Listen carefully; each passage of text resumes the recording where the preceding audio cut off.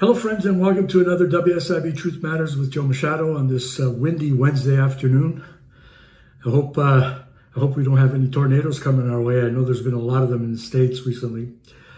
My shout out to some of the friends in the States. I hope that you're safe and that the tornadoes just pass you by and the beautiful weather sets in. And much like a tornado and all of the crap that it brings with it, today I'm going to talk about a subject that's been of significant concern for me, particularly over the past month. And that has to do with the WSIB's position on mental health issues. These are my opinions that I'm going to talk about. They're based on years and years of experience of dealing with these people. And I started talking about this subject matter over probably about a month ago. And I've had a lot of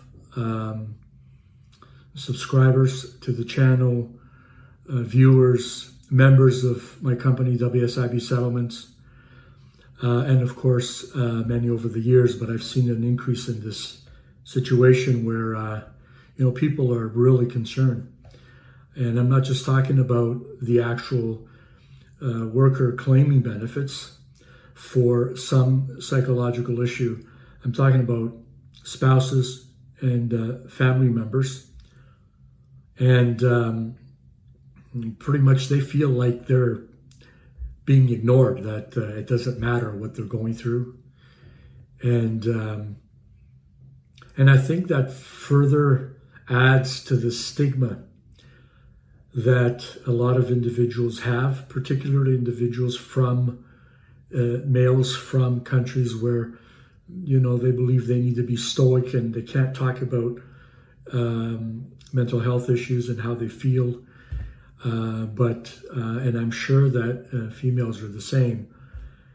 But I have some significant concerns about how the WSIB is addressing this.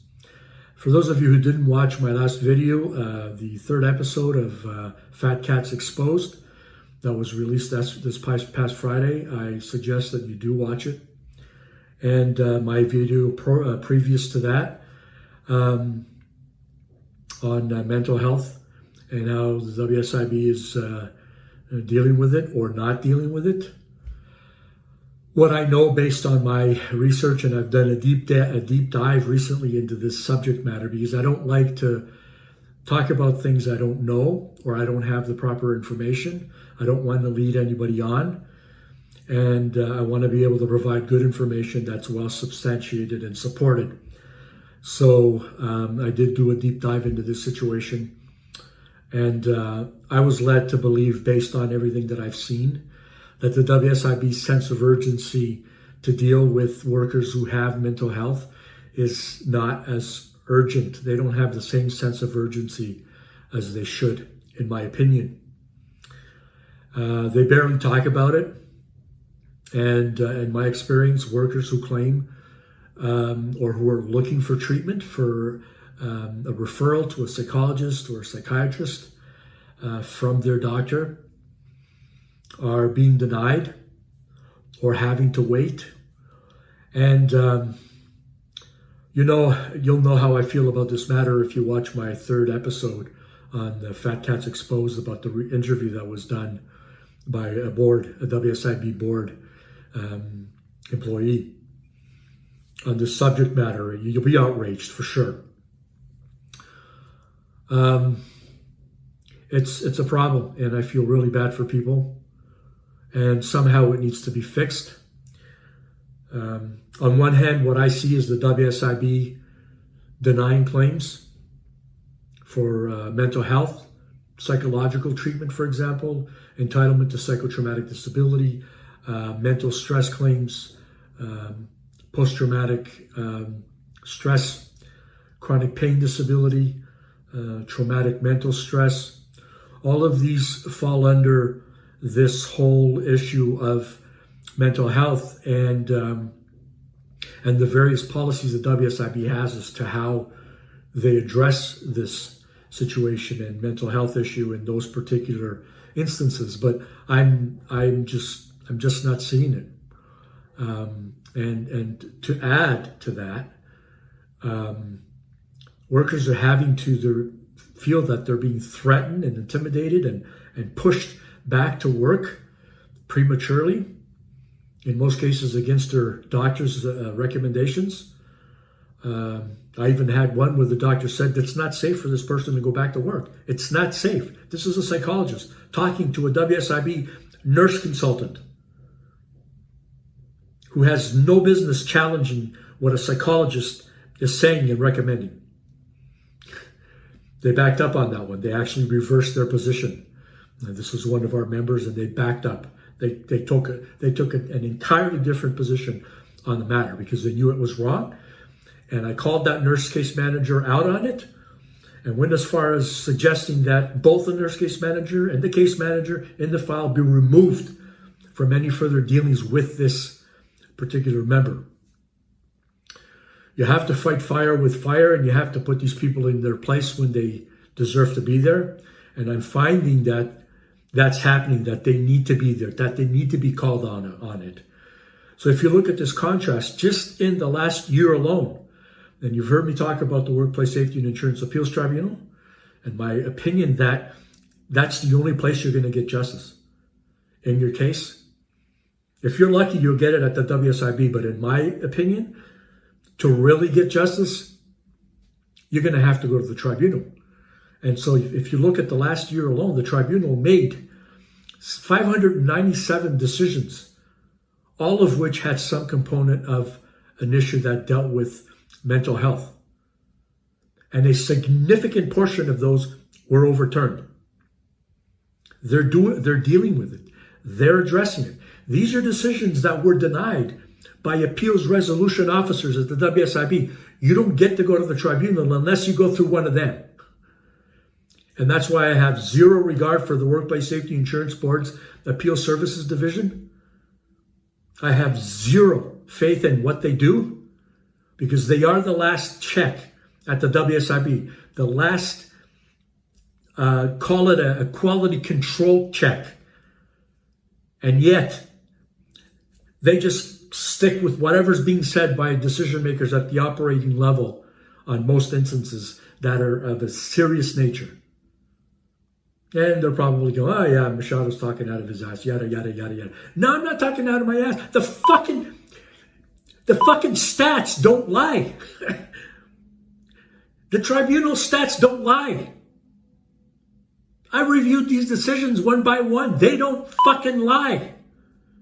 And the decisions that you're now posting on CANLI, Appeals Resolution Officers, they're your decisions. So Machado isn't talking out of his ass. I'm talking based on facts. Check your facts. And start helping people. Rather than fucking them over and making them wait for treatment.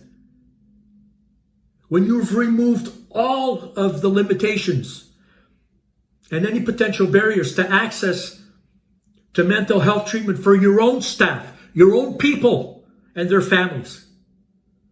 With money that you're collecting from employers that's supposed to go to help injured workers. You put up barriers for them and you knock down all of the barriers for your staff and their families, and you make that type of treatment unlimited.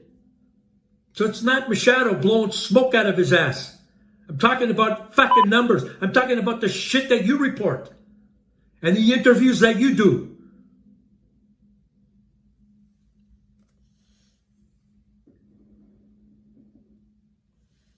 I was on a Zoom meeting this morning. I was invited to attend. I thought they were going to take me off the list, but I'm surprised that they didn't. The Appeals Services branch is talking about some of the changes they're going through based on the recommendations of the Money for Audit report. And yeah, I was there. I recorded the whole thing. I was on for about an hour and 20 minutes. And I'll talk a little bit more about that on Friday in my fourth episode of Fat Cats Exposed. So I'm going to leave that for Friday.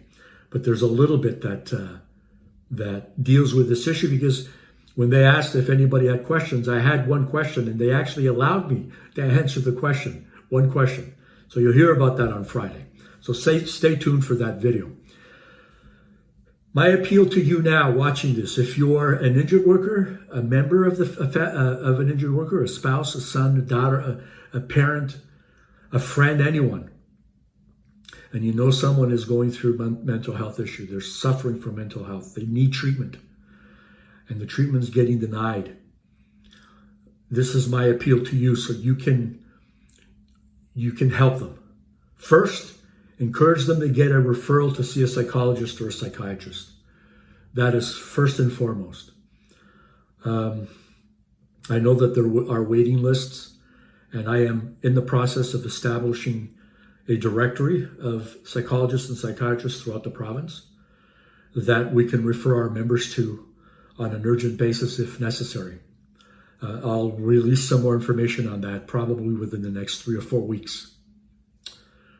But yes, encourage them to get a referral to a psychologist or a psychiatrist, not only because they can help them now, but also if they have to get involved with an appeal and they have to go to the tribunal, that information is going to be helpful. And encourage them not to give up. Never give up. Don't let these motherfuckers win. There's no shame in asking for help, and I'm appealing to individuals who are normally stoic and proud and don't like to share their feelings. I'm speaking to you. There is no shame in asking for help. Please ask for help, because I know those around you want you to, and they're probably not sure how to broach the subject with you. They don't want to alienate you, but if you're in pain, they're in pain because they love you. So you have to put that aside. There's no shame in asking for help. Do it, please. Even if the WSIB denies your claim, appeal it. Okay, appeal it. If you don't win at the operating level, appeal it. If you don't win at the appeals services branch, appeal it. Go to the tribunal, but appeal it. Don't let them win. If you need help with your appeal, contact my office, WSIBsettlements.com. We provide all kinds of services, and we make it available to everybody, regardless of your situation. Okay, so appeal it.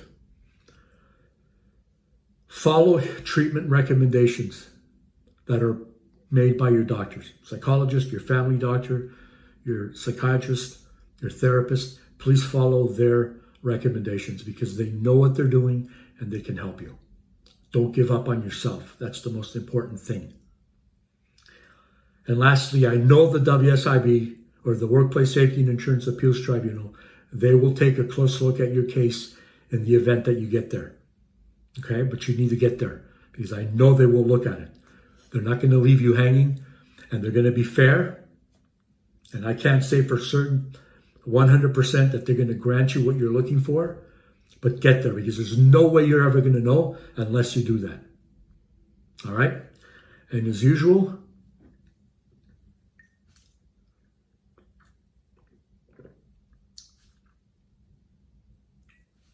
you know who that's for. I'm going to leave you with Mr. Smiley's tip of the day because it's always good to have a little bit of sunshine in your day, even when everything around you seems like it's trying to close you in. The sun shines every day. It does. So Mr. Smiley's tip of the day is if you're dealing with a mental health issue, please talk to your doctor and get a referral to a psychologist or a psychiatrist. Do not quit on yourself. They may want you to quit, but don't quit on yourself, ever. Whatever you need, I'm here to help you, and I'll put all my resources with my company to make sure you get justice.